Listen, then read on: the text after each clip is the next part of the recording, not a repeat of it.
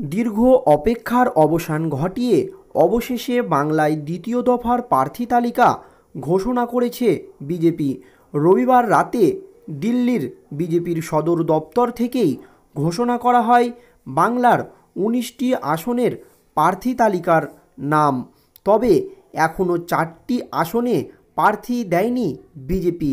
তার মধ্যে সবচাইতে গুরুত্বপূর্ণ বা ফ্যাক্টর যে আসন সেটা হচ্ছে অভিষেক বন্দ্যোপাধ্যায়ের এলাকা ডায়মন্ড হারবার। সেখানে কেন বিজেপি প্রার্থী দেয়নি সেই কারণ জানিয়েছে কেন্দ্রীয় স্বরাষ্ট্রমন্ত্রী অমিত শাহজি। লোকসভা নির্বাচনে সারা দেশের নজর যেমন রয়েছে বারাণসী কেন্দ্রর দিকে, ঠিক তেমনি পশ্চিমবঙ্গের ক্ষেত্রে তা ডায়মন্ড হারবারের দিকে। 2014 সাল থেকে কলকাতা লাগোয়া এই কেন্দ্রে প্রতিনিধিত্ব করছেন তৃণমূল কংগ্রেসের সাধারণ সম্পাদক অভিষেক বন্দ্যোপাধ্যায়। 2014 সালে এই কেন্দ্রে সিপিআইএম প্রার্থীর সঙ্গে তার জয়ের ব্যবধান ছিল প্রায় 70,000-এর মতো, কিন্তু 2019-এ তা বৃদ্ধি পেয়ে 3 লক্ষ ছাড়িয়ে যায়। একটা সময়ে এই ডায়মন্ড হারবার কেন্দ্র থেকে সাংসদ হিসাবে কাঁপাতেন জ্যোতির্ময় বসু, অমল দত্তের মতো সাংসদরা। প্রায় 42 বছর এই কেন্দ্রের দখল ছিল তাদের হাতে। 2009 সালে সিপিআইএমের হাতছাড়া হয় এই কেন্দ্র। 2021-এর বিধানসভা নির্বাচনে এই কেন্দ্রের অধীনে থাকা 7টি বিধানসভা কেন্দ্রেই তৃণমূল বিপুল ভোটে জয়লাভ করে। সেখানে বিজেপি কার্যত দ্বিতীয় স্থানে উঠে আসে, যা বিজেপির এই চমকপ্রদ ফল। এহেন ডায়মন্ড হারবার থেকে বিজেপি এবার কড়া প্রতিদ্বন্দ্বী করতে 3 জনের নাম বেছে নিয়েছে বলে বিজেপির কেন্দ্রীয় নেতৃত্ব সূত্রের খবর। সেই নামগুলির মধ্যে রয়েছে সোনালী গুহর নামও। বাম জামানার সর্বদা মমতা বন্দ্যোপাধ্যায়ের ছায়া সঙ্গী হিসেবে থাকতেন সোনালী গুহ। সেই সোনালী গুহ প্রয়াত জ্যোতি বসুর নির্বাচনী কেন্দ্র সাঁতরাগাছিয়া থেকে জয়ের পর তাকে বিধানসভার উপাধ্যক্ষ করেন মমতা বন্দ্যোপাধ্যায়। কিন্তু 2021-এর বিধানসভা নির্বাচনের আগে তিনি বিজেপিতে যোগ দেন। মধ্যে তিনি রাজনীতিতে থেকে নিষ্ক্রিয় হয়ে পড়েছিলেন। তবে বছর খানেক আগে তিনি ফের সক্রিয় রাজনীতি শুরু করেছেন। এছাড়াও যার নাম বিজেপির কেন্দ্রীয় নেতৃত্বের কাছে আলোচনা করা হয়েছে বলে খবর, তিনি হলেন শঙ্কুদেব পাণ্ডা। তিনি তৃণমূল ছাত্র পরিষদের সাধারণ সম্পাদকের দায়িত্ব পালন করেছেন। 2019-এর লোকসভা নির্বাচনের আগে তিনি বিজেপিতে যোগ দেন। সূত্রের খবর, তার নাম আলোচনায় এলেও বিজেপির রাজ্য নেতৃত্বের একটা অংশ এই নামে আগ্রহী নয়। তৃতীয় যার নাম উঠে এসেছে তিনি হলেন রাজশ্রী লাহিড়ী। MBA পাস রাজশ্রী বাংলা টেলিভিশনের বিতর্কের পরিচিত মুখ।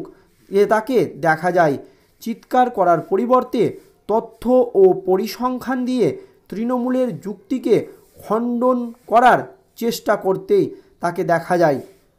তবে সূত্রের খবর, ডায়মন্ড হারবার নিয়ে বিজেপি যে 3টি নাম নিয়ে আলোচনা করেছে তার মধ্যে যদি কিন্তু রয়েছে। কেন কিন্তু রয়েছে তা জানিয়েছেন কেন্দ্রীয় স্বরাষ্ট্রমন্ত্রী অমিত শাহ। তিনি বলেন, যদি ডায়মন্ড হারবারে বাম কংগ্রেস সমর্থিত প্রার্থী হিসেবে ভাঙড়ের বিধায়ক নওশাদ সিদ্দিকী লড়াইয়ে সামিল হন, তাহলে বিজেপি চতুর্থ নাম নিয়ে আলোচনা করতে পারে। অর্থাৎ সেই রকম একটি প্রার্থী দাঁড় করিয়ে নওশাদ সিদ্দিকীকে সাপোর্ট করতে পারে বিজেপি। প্রসঙ্গত, ডায়মন্ড হারবার কেন্দ্রে সংখ্যালঘু ভোটের সংখ্যা প্রায় 53%।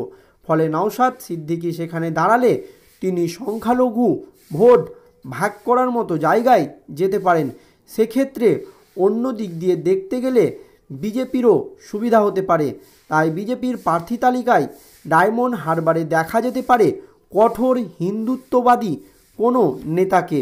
প্রসঙ্গত, ব্রিগেডের তৃণমূলের জনগর্জন সভায় গত 10ই মার্চ ডায়মন্ড হারবার লোকসভা কেন্দ্রে অভিষেক বন্দ্যোপাধ্যায়ের নাম জোড়াফুল প্রার্থী হিসাবে ঘোষিত হয়েছে।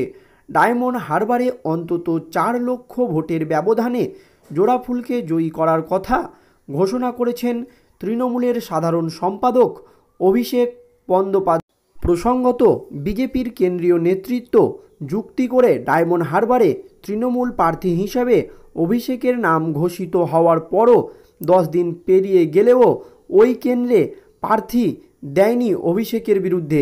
প্রতিপক্ষ কোনো দলই চূড়ান্ত করতে পারেনি অভিষেকের বিরুদ্ধে প্রার্থী। আইএসএফের নওশাদ সিদ্দিকী ডায়মন্ড হারবারে অভিষেকের বিরুদ্ধে লড়াই করবেন বলে একাধিকবার হুঙ্কার দিয়েছেন তিনি।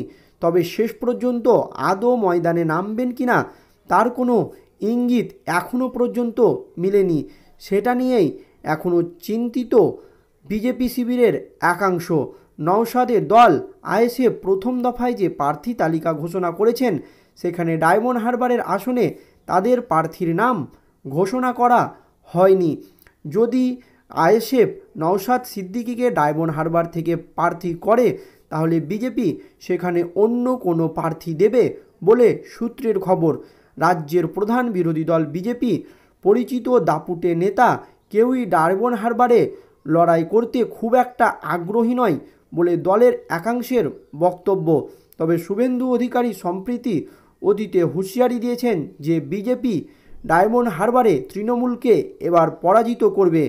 যদিও অভিষেকের বিরুদ্ধে দাপুটে হেভিওয়েট নেতাকে দাঁড় করাতে চাইছে গেরুয়া শিবির, তবে যদি আইএসএফের প্রার্থী নওশাদ সিদ্দিকীকে ডায়মন্ড হারবার থেকে দাঁড়ানো হয় সেক্ষেত্রে অন্য কিছু ভাববে বিজেপির কেন্দ্রীয় নেতৃত্ব। প্রসঙ্গত, এখান থেকেই বোঝা যাচ্ছে যে ডায়মন্ড হারবারে আইএসএফ যদি নওশাদ সিদ্দিকীকে প্রার্থী করে তাহলে নওশাদ সিদ্দিকীকেই ওপর থেকে না হলেও ভিতর দিয়ে সমর্থন করবে বিজেপি।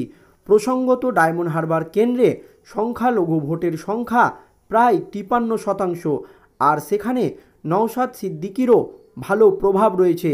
ফলে নওশাদ সিদ্দিকী সেখানে দাঁড়ালে তিনি সংখ্যালঘু ভোট ভালোই পাবে।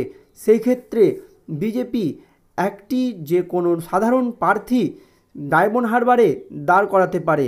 এখন শেষ পর্যন্ত কি হয় ডায়মন্ড হারবারে চোখ থাকবে সকলেরই। ধন্যবাদ।